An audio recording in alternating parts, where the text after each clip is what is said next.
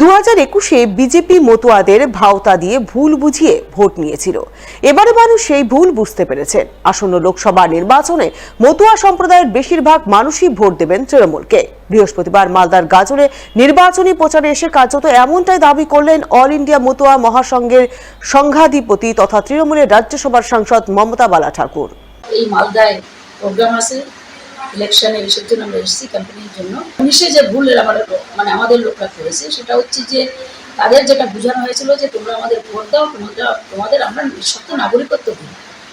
কিন্তু 5 বছর একেবারে গড়িয়ে যাওয়ার পরে ঠিক 24-এর ভোটের মুখে গত মাসের 11 তারিখে সেটা ওরা সেই ডকুমেন্টসটাই করলো যে আমরা সিএ চালু হয়ে গেল, যে সেখানে যা যা ডকুমেন্টস দেওয়ার কথা আছে সেটা আমাদের লোকের কেউ নেই। তারা যে আশায় বুক বেঁধেছিল সেই আশায় জল ঢেলে দিয়েছে সেন্ট্রাল গভর্নমেন্টের বিজেপি গভর্নমেন্ট। তো সেটাকে আমরা বিভিন্ন জায়গায় আমরা বোঝানোর চেষ্টা করছি।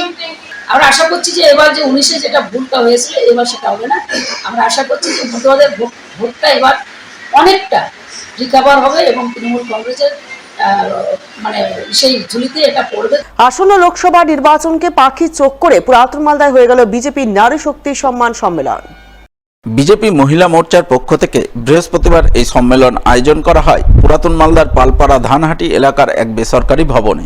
উপস্থিত ছিলেন বিজেপির উত্তর মালদার সভাপতি উজ্জ্বল দত্ত, মালদা কেন্দ্রের বিজেপি বিধায়ক গোপাল চন্দ্র সাহা, বিজেপি মহিলা মোর্চার উত্তর মালদার সভানেত্রী ছন্দা চৌধুরী সহ আরও অনেকেই।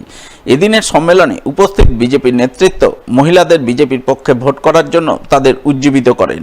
উত্তর মালদার বিজেপি প্রার্থী খগেন মুর্মুর সমর্থনে গ্রাম থেকে গ্রামান্তরে প্রচার কার্যে ঝাঁপিয়ে পড়ার নির্দেশ দেন মহিলাদের, যাতে আসন্ন নির্বাচনে বিজেপি প্রার্থীর জয় সুনিশ্চিত করা যায়।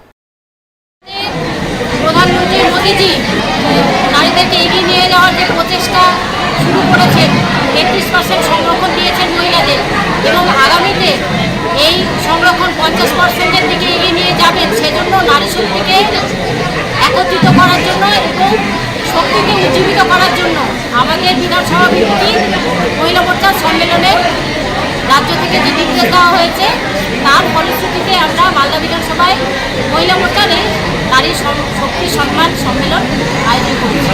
এবার আগামী লোকসভা নির্বাচনে এই নারী শক্তি বিপুলভাবে খগেনদার সমর্থনে কাজ করবে। গ্রাম থেকে গ্রামান্তরে, অঞ্চল থেকে অঞ্চলে, বুথ থেকে বুথে, প্রত্যেকটি বুথে আমাদের নারী শক্তি মোদিজির হাত শক্ত করতে কাজ করে যাবে নিরন্তর। সিপিএম দলে ভাঙন ধরালো রাজ্যের শাসক দল তৃণমূল। হরিশ্চন্দ্রপুরে বিধায়ক তথা রাজ্যের মন্ত্রী তাজমুল হোসেনের হাত ধরে সিপিএম দলের 3 পঞ্চায়েত সদস্য যোগ দিলেন তৃণমূলে। বুধবার এই যোগদান কর্মসূচি অনুষ্ঠিত হয় দৌলতপুর অঞ্চলের লতাসি প্রাথমিক বিদ্যালয়ে। সেখানেই ডাহুয়া, বালিপাথার এবং লতাসি বুথের 3 পঞ্চায়েত সদস্য যথাক্রমে নৌসেরা বিবি, মোহাম্মদ ইসমাইল এবং শেফালি খাতুন সিপিআইএম দল ছেড়ে তৃণমূলে যোগদান করেন। এই প্রসঙ্গে রাজ্যের মন্ত্রী তাজমুল হোসেন দাবি করেন, সিপিআইএমের 3 পঞ্চায়েত সদস্য মুখ্যমন্ত্রীর উন্নয়ন দেখে প্রায় 1000 খানেক কর্মীকে নিয়ে তৃণমূলে যোগদান করলেন। তাই এখন থেকে তারা যোগদানকারীদের সুখে দুঃখে, বিপদে আপদে সবসময় পাশে থাকবেন। আজকে আমাদের জয়েনিং প্রোগ্রাম ছিল দৌলতপুর অঞ্চলের বালাপাথার, লতাসি এবং ডাহুয়া, এই 3 বুথের সিপিএম এর মেম্বাররা ছিল। তারা আজ থেকে আমাদের তৃণমূল কংগ্রেসে যোগদান করলো। তারা আজ থেকে আমাদের পরিবারের লোক, তাদের সুখে দুঃখে পাশে থাকার আমরা অঙ্গীকার করছি। তাদেরকে বার্তা দিলাম যে মমতা ব্যানার্জির উন্নয়নের পাশে থাকুন, মমতা ব্যানার্জি ছাড়া উন্নয়ন কেউ করতে পারবে না। এই বিষয়ে সিপিআইএম রাজ্য কমিটির সদস্য জামিল ফিরদৌসকে ধরা হলে তিনি অভিযোগ করে বলেন, তৃণমূল ভয় ভীতি প্রলোভন দেখিয়ে তাদের দলে টানছে। এই ঘৃণ্য চক্রান্তের বিরুদ্ধে আগামী দিনে সাধারণ মানুষ ভোট বাক্সে জবাব দেবেন। হরিশ্চন্দ্রপুরে তৃণমূল কংগ্রেস লাগাতারভাবে কংগ্রেস এবং বামপন্থীর ঐক্য যেখানেই হয়েছে, হরিশ্চন্দ্রপুর তৃণমূল এখানে কোনো তার খাতা খুলতে পারে না।